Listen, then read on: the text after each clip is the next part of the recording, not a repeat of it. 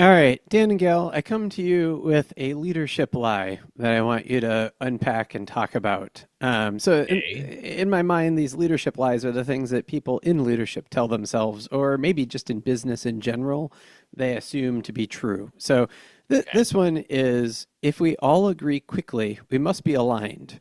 And Hmm. whether or not that is true, what are the problems with assuming that alignment quickly means consensus and that we're all on the same page?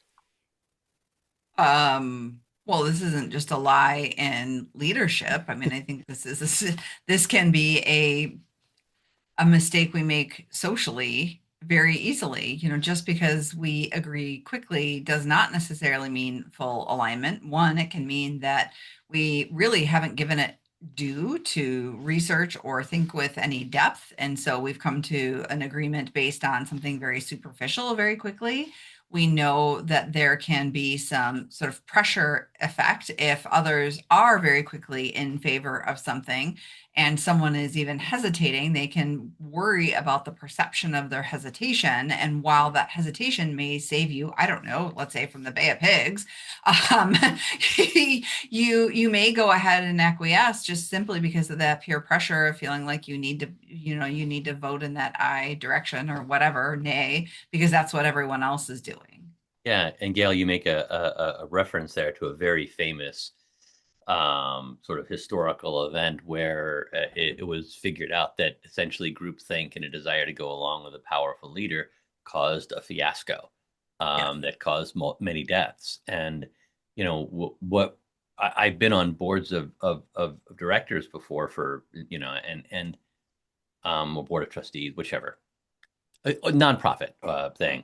And one of the things you sometimes find is this pressure to have everyone kind of agree. And I think our best decisions come when they're not full agreement and when people have a vigorous debate about things.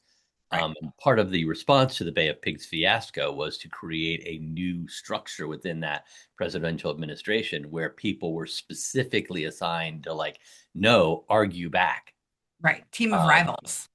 I yes, and need that you to disagree with me and create dissent. right. So that what we know is that when we create dissent and argument, we get better, stronger, healthier decisions and decisions that are less likely to be extreme. So we want that vigorous debate because that's how we get to our best place.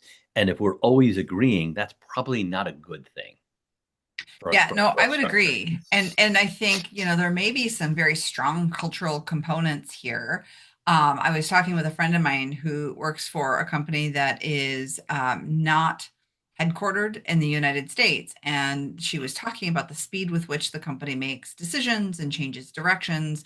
And it is much, much, much slower Mhm. than an American-based company because of the way they want to vet and examine the different options. Now, there are detriments there as well because we can get caught in lots of motion around consideration and that kind of thing and fail to act in a timely manner, which is also a downside, right? So we do have to hold these things in balance, whether you get speed or accuracy or it's a blend of both.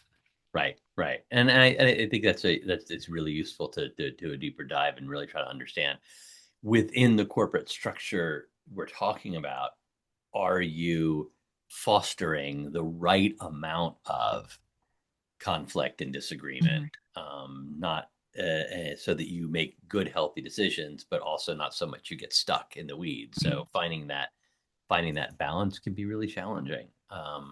And that is absolutely a lie that if we're, I think not, and absolutely a false statement to say that we should, with it, that total agreement is good. Yes, and I think there's always a measure of degree or context with it, but I would also just throw down that caution of quick agreement does not mean we're moving in the right direction. Mhm. Um, I think at a leadership level, there should be some pause or cause for concern if you have an entire room who, votes in the same direction very quickly, I would maybe even encourage you to table it and ask people to, give some time before entering that final judgment into whatever said record and return to it. Allow for that space for dissent to develop, even if the room is agreeing with especially if the room is agreeing with your particular position. It's really tempting to take that and run with it. But it should give your spidey sense a little bit of a tingle. I like it. Thank you. So give time for dissent to surface, I guess, and I would maybe say ask more than some that. questions. No, Encourage. encourage. Yes, I was Encourage gonna. dissent. You jumped me on that one. That's exactly Sorry. right. Yeah. No, no, no, no, no. You. I am not the most rapid thinker, but that's exactly it. I was gonna say the exact same thing. Like, not wait for it to occur, but encourage to occur. So, Yes. yeah, Cool. yeah, excellent. Thanks.